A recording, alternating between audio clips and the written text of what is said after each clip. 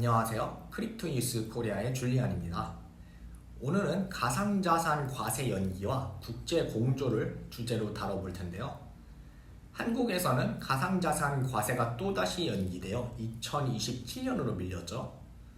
그와 동시에 국제적으로는 OECD의 CARF라고 해서 국제 가상자산 과세 공조 제도가 같은 해에 시행될 예정입니다.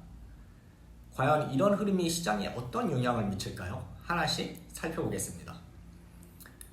먼저 국내 상황부터 짚어보겠습니다. 한국 정부는 2025년부터 시작하려던 가상자산 소득 과세를 2027년으로 연기했는데요. 주요 이유는 과세 인프라와 법적 기반이 충분히 준비되지 않았다는 점이죠. 원래 2022년부터 과세가 시행될 예정이었지만 세 차례 연기를 거쳐서 현재는 2027년 1월이 목표로 잡혔습니다. 과세 내용은 연간 250만 원 이상의 소득에 대해 20%의 세율을 적용하는 건데요. 다른 금융소득 과세와 동일한 구조죠. 연기 사유로는 여러 가지가 꼽히는데요. 시장 불안전성이 첫 번째, 가상자산 시장의 변동성이 매우 커서 과세를 감행할 경우 시장 위축으로 이어질 수 있다는 우려가 있습니다. 두 번째는 과세 인프라 부족, 가상자산 거래소와 금융기관 간의 정보 공유 체계가 완비되지 않았다는 점이고요. 세 번째가 중요한데 국제공조 준비, OECD의 CARF와 같은 국제 규제 시스템과 발맞추기 위해 시간이 필요하다는 것도 중요한 이유로 꼽히죠. 하지만 그 외에도 가상자산 과세의 연기는 단순히 기술적, 법적 문제 때문만은 아니고요. 2024년부터 이어진 정부의 정책 우선순위와 정치적 논의가 중요한 역할을 했죠. 특히 젊은 층의 반발을 우려한 여론과 정치적 부담감도 작용했을 가능성이 높고요.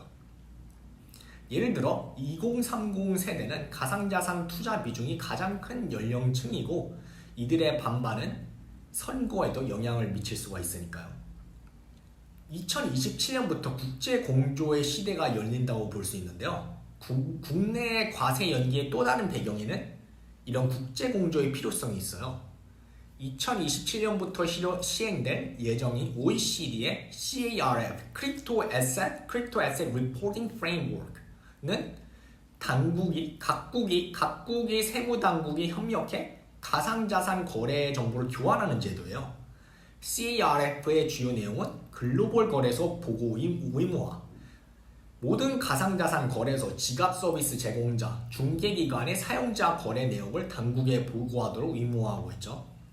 특히 해외 거래소 거래 내역도 대상이 돼서 이제 세금 회피가 점점 어려워질 전망이에요.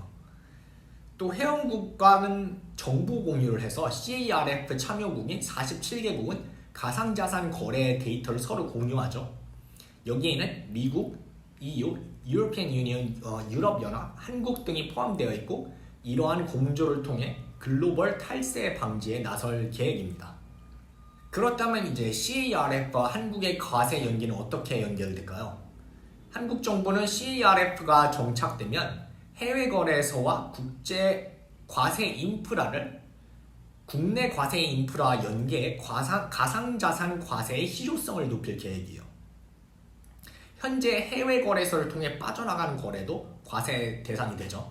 원래 과세 대상에 포함이 되었지만 현실적으로 감시하기 어려운 측면이 있었는데 이제 국제 공조를 통해 이거를 과세를 적극적으로 하겠다는 계획이고요.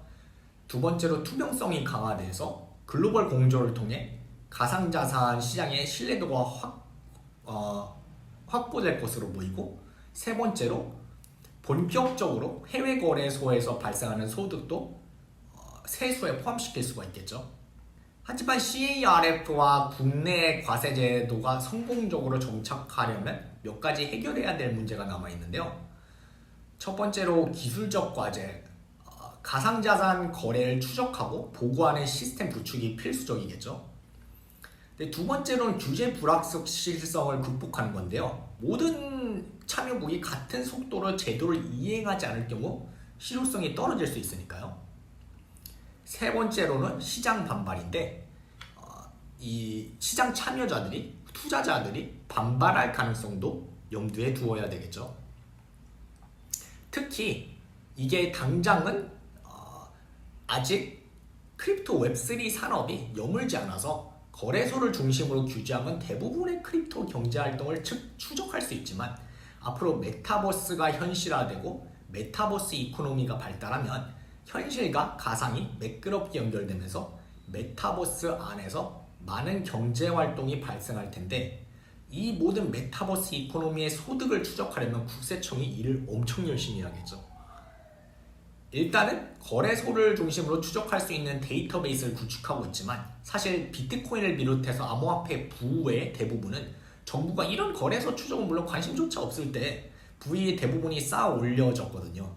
그래서 제도적으로 완벽하지 않은 부분이 구조적으로 있을 수밖에 없는데요. 제도권이 어떻게 가상자산을 포용할지 흥미롭게 지켜볼 부분이죠. 앞으로 가상자산 과세가 어떤 방향으로 진행될까요? 의견 댓글로 남겨주세요. 지금까지 크립토 뉴스 코리아의 줄리안이었습니다.